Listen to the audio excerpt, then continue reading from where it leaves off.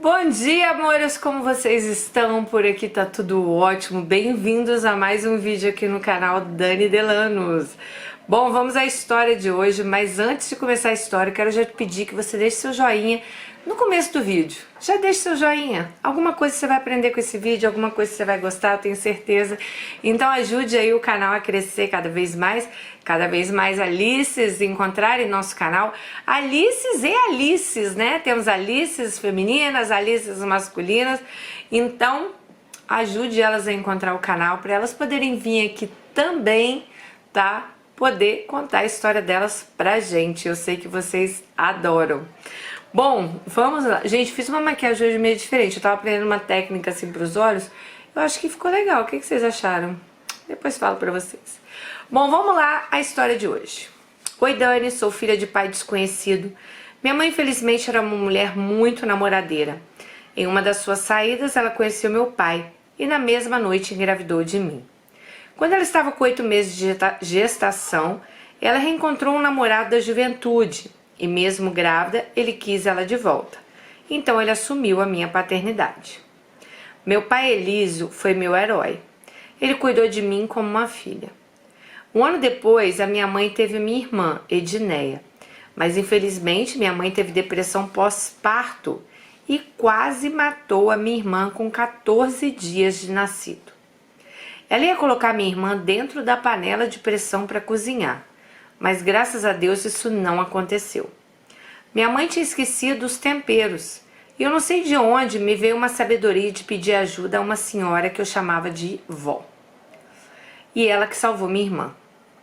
Meu pai, quando voltou do trabalho, nos levou para a casa da irmã dele e lá ela começou a cuidar de nós. Eu chamo ela de mãe velha. É assim que eu e minha irmã sempre chamamos a irmã do meu pai. O tempo foi passando, minha mãe foi ficando melhor e voltei a morar com ela e com meu pai, sem minha irmã, que ficou na casa da mãe velha. Quando eu tinha 6 anos, minha mãe traiu meu pai com um amigo dele e meu pai pegou os dois juntos. Meu pai a deixou e voltou para a casa da irmã dele. Dani, aí começou meu inferno. Minha mãe ia para festas, me deixava trancada em casa. Quando ela voltava, era cada dia com um homem diferente e transava na minha frente. Era um homem a cada fim de semana.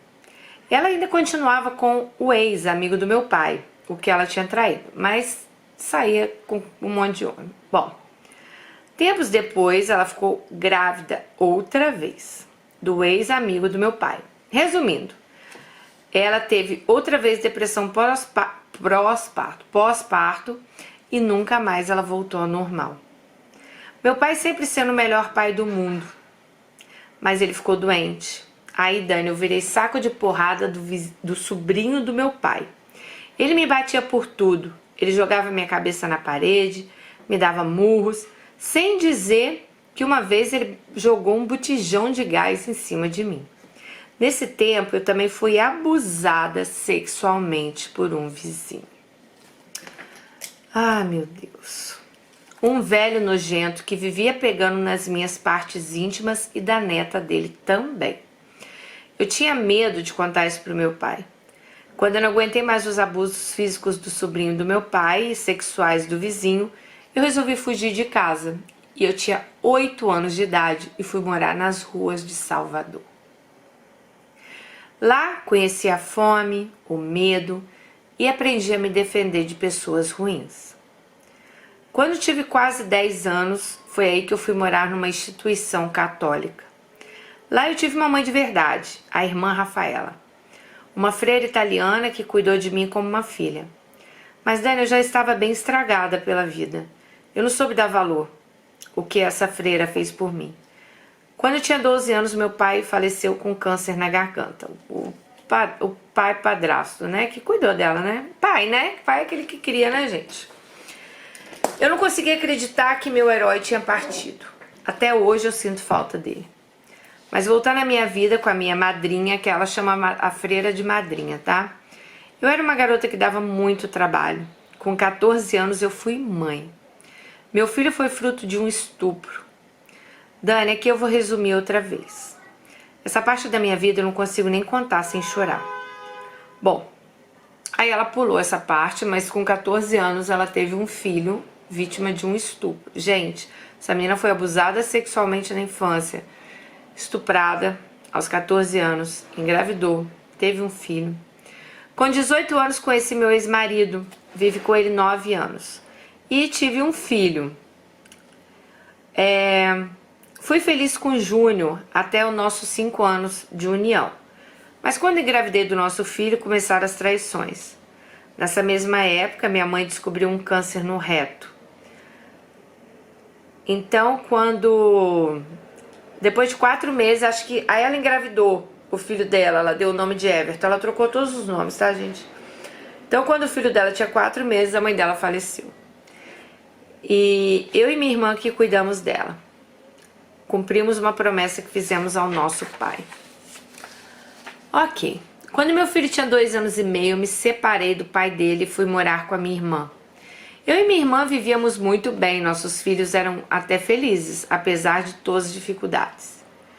Com 1 ano de separada de Júnior, conheci Cerqueira, o homem que destruiu a minha vida. Um dia, sem nada para fazer, eu entrei num site de relacionamento. Lá acabei conhecendo Cerqueira. Ele era 2 anos mais novo que eu. Mas era um cara bem diferente, era educado, bom de lábia. Com 20 dias, estávamos só conversando online e resolvemos nos conhecer. No começo eu não gostei muito dele, mas a carência e a forma dele me tratar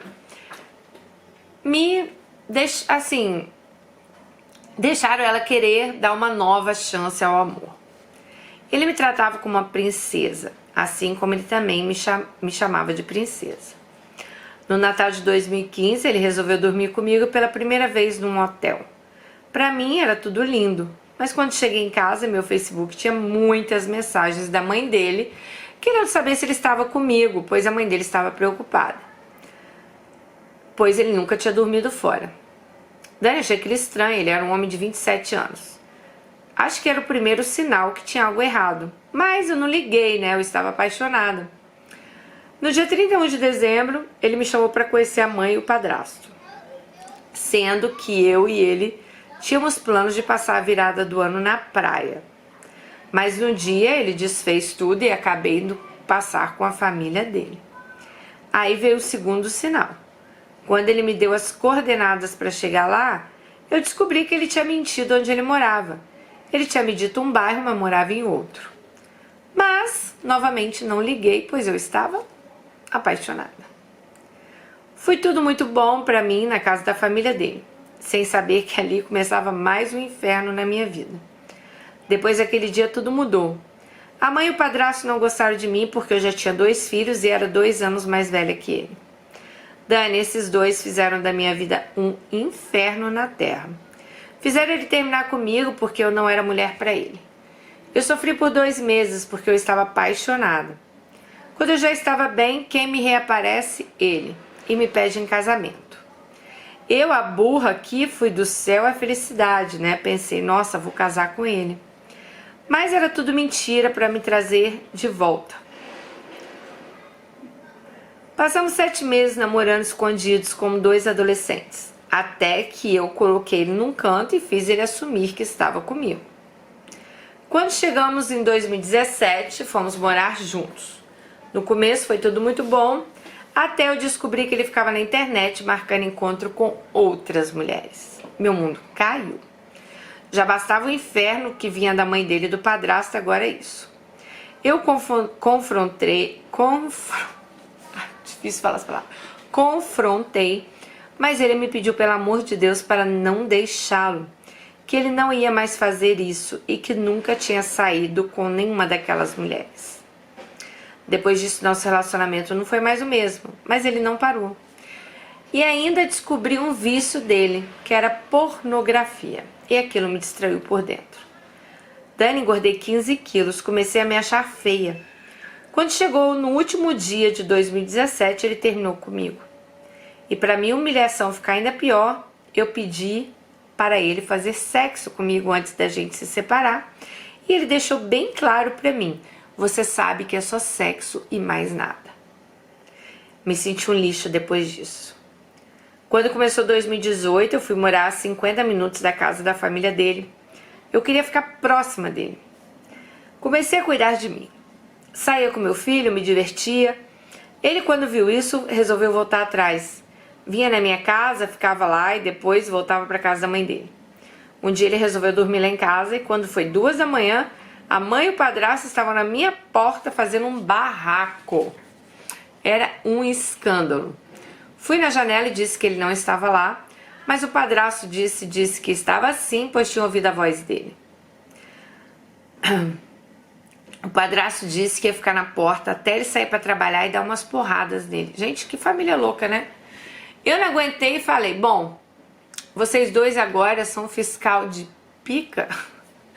Esse homem tem quase 30 anos. Eu nem vou falar a palavra que ela falou aqui. Mas ela quis dizer, tipo, ele vem dormir comigo e vocês vão ficar fiscalizando, né? Ok. Dani, nessa pegação toda eu acabei engravidando. O método contraceptivo falhou. Ele voltou a morar comigo outra vez. Mas nessa época ele estava sem emprego. Quem estava sustentando ele era a mãe dele. E agora eu, né? Eu estava vendendo bala no ônibus para pagar aluguel e colocar comida. A mãe dele ia todos os dias lá em casa atrás dele. Com muito esforço eu ficava subindo e descendo de ônibus. Passei tanta raiva, só sei que aos 4 meses de gestação perdi meu bebê. Quando foi dia 10 de dezembro de 2018, mandei ele embora da minha casa. Nossa, a mãe dele ficou muito feliz, foi o presente de aniversário que eu dei a ela. Em fevereiro ele voltou atrás de mim outra vez. Lá na minha casa, ele chegava e ficava com as desculpas que estava com saudade do meu filho e do nosso cachorro. Em março, o pai biológico dele faleceu e ele e a mãe foram para o interior resolver umas coisas. Ele disse que quando voltasse a gente iria reatar. Eu, como era totalmente dependente emocionalmente dele, fiquei esperando. Mas vocês acreditam que esse homem mentiu pra mim? Ele disse que estava no interior por meses, né? E era tudo mentira. Ele estava a 50 minutos da minha casa. Ele dizia que estava no interior na casa de uma tia, mas descobri a mentira. Como que ela descobriu? Então, gente, como que ela descobriu que o cerqueiro estava mentindo? Ela tinha feito um perfil falso e dado o nome de Karen. Adicionou ele no WhatsApp com o nome de Karen. Falou que tinha conhecido ele online. Ele devia conhecer tanta mulher que não sabia nem o nome. E marcaram o encontro. Foi aí que ela descobriu que o cara estava lá em Salvador, né? Eu disse, Dani, ele caiu como um pato nessa minha história. Eu, quando não aguentei mais, disse a verdade e disse que sabia de tudo. Me implorou perdão, disse que me amava e queria nossa família de volta. Eu não queria mais, mas no dia seguinte ele veio fugido da família dele para a minha casa. Me pediu abrigo e quando foi à tarde, o padrasto dele jogou todas as roupas dele na minha porta. Nem preciso contar que ele estava desempregado, sem dinheiro e eu vendendo bala dentro de ônibus.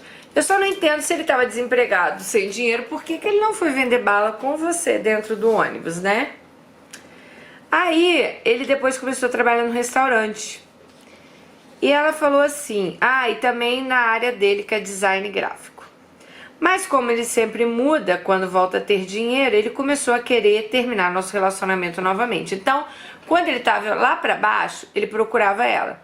Quando ele estava trabalhando com dinheiro, ela não valia nada, né? Dani, ele estava de olho numa colega do trabalho e começou a dar em cima dessa menina. Eu descobri tudo e desmascarei ele lá no trabalho dele. Inclusive, lá no trabalho dele, ninguém nem sabia que ele tinha uma companheira, tá?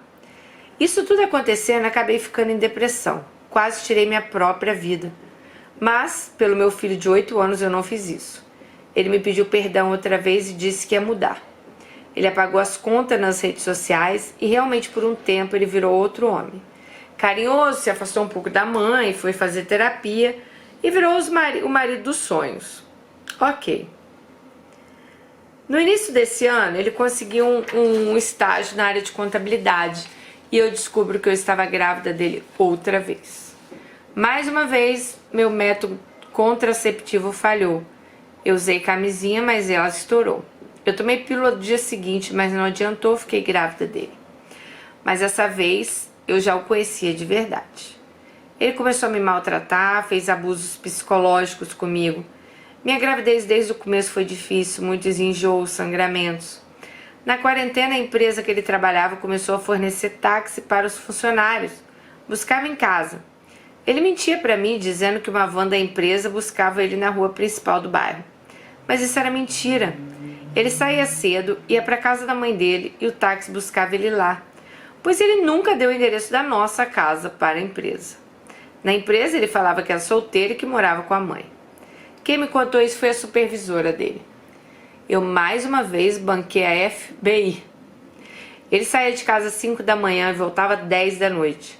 Um dia passei mal em casa, com dores na barriga, um sangramento, ela estava grávida. Liguei mais de 16 vezes para ele e nada. Até que, quando ele chegou em casa, eu já tinha chamado o Uber e estava indo para a maternidade. Ele me acompanhou, ouviu tudo que a médica disse. Eu estava com infecção urinária, pressão baixa, placenta baixa, pressão alta, placenta baixa e que eu precisava de cuidados. Ele não deu a mínima. Ele continuou saindo cedo e chegando tarde. Até que um dia ele foi na casa da mãe dele e demorou muito, eu estava muito mal. Falei com a irmã dele de criação e ela disse que ele iria dormir lá. Mesmo eu com sangramento e com dores, andei 50 minutos até lá. Quando cheguei, ele estava com a cara mais lavada do mundo, como se nada estivesse errado. E saiu e disse, vamos. Eu não aguentei e falei umas verdades para ele. Quando peguei na camisa dele, para ele me esperar e me escutar, a mãe dele surgiu e do nada veio para cima de mim. Começou a me dar unhadas. Só não pegou na minha barriga porque eu sou alta e ela é baixinha. Acho que se não fosse isso, ela teria unhado toda a minha barriga. Ela machucou meu braço e só não fez o pior por causa da minha altura. Já a cerqueira não fez nada e ainda ficou do lado da mãe dele, sabendo que ela tinha me agredido. Depois disso, tudo piorou na minha casa e ele começou a dizer que eu estava louca, que eu tinha que ir para um psiquiatra. E ele começou a deixar eu em casa, com dores, com sangramentos, e sair. Ok, mas Deus é bom. Ele mandou um anjo na minha vida, minha comadre. Ela comprou 2 passagens para eu vir para a cidade dela. Hoje ela está aqui me ajudando. Estou fazendo pré-natal de alto risco. Estou com pressão alta, depressão, placenta baixa, fortes dores e já estou com 7 meses. Meu Miguel Elísio logo vai estar entre nós. Eu não quero mais saber do pai dele. Se depender de mim, nem quero que ele dê um nome para o filho. Estou agora morando no Ceará. Depois que cheguei aqui, falei com ele sobre as coisas do menino e ele mandou que eu morresse. E disse que eu sou causadora dos problemas da vida dele. Pois é, Dani, essa é a minha história. Fiz até uma vaquinha para eu poder trabalhar e cuidar dos meus filhos. Graças a Deus eu tenho um teto na minha cabeça, né? Graças ao meu anjo, minha comadre chamada Vitória. Aí ela diz o seguinte, ela deixou um link aqui, eu vou deixar aqui embaixo para vocês conhecerem o canal dela. Ela falou que tem até o link da vaquinha lá. Tudo que eu quero é recomeçar. Sei que eu demorei muito para sair dessa relação, mas sempre sonhei ter uma família. Bom, sobre meu filho mais velho, que é o filho dela, do estupro, né? Hoje ele tem 19 anos e mora em São Paulo desde fevereiro. Obrigada, Dani, por contar a minha história. Deus abençoe você, a sua família e todas as meninas do canal. Aí ela colocou aqui o canal dela, depois eu vou olhar lá pra vocês, tá bom? Vou deixar aqui. Gente, é aquele tipo de história que começa tudo errado, né? A vida dela, né, já foi... Ai, meu Deus, a menina foi abusada. Novamente, caso de abuso infantil. Gente, eu até nem comentei essa semana, porque eu tava trabalhando muito, mas vocês viram que uma menininha do Espírito Santo, de 10 anos, abusada sexualmente pelo seu tio desde os 6, ela ficou grávida e ela fez um aborto, né? Muitas pessoas concordaram, muitas pessoas não concordaram. Eu acho que aborto é algo assim... eu acho que num caso de estupro, sinceramente, é complicado, né? pra criança, pra família. A menina tem 10 anos, gente, 10 anos. Eu não vou nem entrar na questão do aborto, se eu sou contra, a favor, mas, poxa, a menina tem 10 anos de idade. Eu vi alguns casos de pessoas falando, ela se insinuava pro cara. Vocês estão vendo como é difícil uma criança denunciar o abuso? Eu vi gente falando que ela, meu Deus, é tão absurdo, que ela se jogava pro tio. Aí o tio se entregou à polícia. E ele falou, eu quero um exame dessa criança que ela abortou, porque vocês deviam também olhar o avô e o avô e algum outro lá. Então ele deu a entender que 3 pessoas abusavam sexualmente dessa criança, que eu acredito, tá? Agora vocês imaginem a cabeça dessa menina, que hoje tem 10 anos de idade. Essa Alice aqui, a vida dela começou difícil, né, também. Essa menina morou na rua, gente. Ela foi vítima de abuso também, né? Novinha, com um avô lá pegando nas partes íntimas no seu... Gente, é muito surreal isso.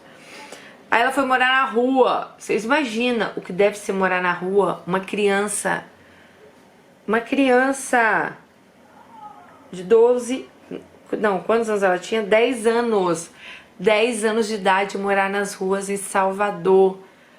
Dormir na rua, enfrentar os perigos da rua, só 2 anos depois que ela foi para uma instituição de caridade. Então vocês podem imaginar o que é isso, a cabeça dela. Então antes da gente comentar, a gente tem que pensar nisso tudo, sabe? É uma menina que né, a mãe teve lá vários problemas, teve um pai que era na verdade seu padrasto, que deu muito amor, muito carinho para ela, mas esse homem fica doente, pelo que ela me disse, câncer de garganta. Aí ela é maltratada, abusada, aí ela resolve fugir. E óbvio que você, criada na rua, você quer o quê? Você quer amor, você tem carência de amor, então ela se apega nesse homem, aí ela é estuprada, aí ela tem um filho, aos 14 anos ela é mãe, né? E ela acha esse cara... que é onde ali ela se apegou, né, com todas as forças dela para ter a família dela. É o homem que ela queria. Então acho que por isso dela perdoar tantas vezes, né, por isso dela querer de qualquer jeito que desse certo. Era uma carência afetiva tão grande que ela tem na vida dela.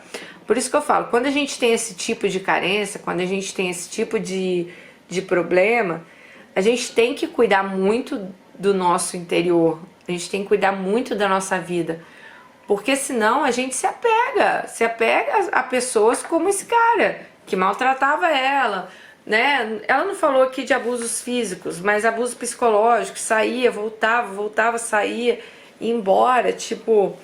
Então assim, ela se apegou ao cara. Eu acho que a melhor coisa que você fez foi se mudar de cidade, foi pro Ceará, mas eu acho que agora... Sabe, além de você cuidar dos seus filhos, né, reerguer sua vida, que eu acho que é óbvio que é o que você tem que fazer. Cuide um pouco de você, cuide um pouco do seu interior, antes de você se envolver com outra pessoa. Hoje você tá com o quê? 3 filhos, né, pelo que eu entendi, um de cada pai. Não que isso seja, ai, nossa, um problema, mas assim, a gente também tem que saber, sabe, eu acho que a gente também tem que ser responsável pelos nossos atos, ser responsável, né, pelo que a gente faz. E colocar um filho no mundo de hoje, a gente tem que ter muita responsabilidade, a gente tem que tentar dar o máximo. Eu sei que você quer dar o máximo para os seus filhos, mas a gente tem que pensar bastante. Filho é caro, filho custa caro, filho é dinheiro, né, temos que ter responsabilidades. Tudo aquilo talvez que não aconteceu na sua vida, você tem que fazer acontecer na vida dos seus filhos, para que eles cresçam pessoas fortes, pessoas que, né, não vão cair aí, né, em frustrações, não vão cair na lábia de qualquer... Bom, então é isso, minha amiga, eu vou deixar aí o canal dela aqui embaixo. É muito triste ouvir histórias assim. A gente vê que sempre que as histórias começam assim na infância, elas têm tudo para vir dando errado na vida adulta. É uma consequência de fatos que vão acontecendo. Não tem como julgar essas meninas, gente. A gente não sabe o que ela passou. Eu, graças a Deus, nunca precisei morar na rua. Mas vocês imaginam o que deve ser isso para uma criança de 10 anos de idade, né? Então, assim, com certeza ela tem sequelas disso, tem traumas disso, coisas que vão acontecendo na vida dela, até ela ver a mãe, né, levando homens para dentro de casa, como ela disse, transando na frente dela. Ah, meu Deus, complicado, né, gente? Complicado, meu Deus. Mas, amiga, que você ache sua paz. Muito aí, obrigada, sua comadre, né, que tá te ajudando. Como diz você, tem sido um verdadeiro anjo na sua vida. E que você ache o caminho, sabe, certo, assim, pra você realmente trabalhar e colocar sua vida nos eixos, cuidar dos seus filhos, não cair novamente na promessa aí de cerqueira, né? Pelo amor de Deus, deixa a cerqueira aí nas coisas dele, tá bom? Beijo no coração, fiquem com Deus e até o próximo vídeo. Tchau!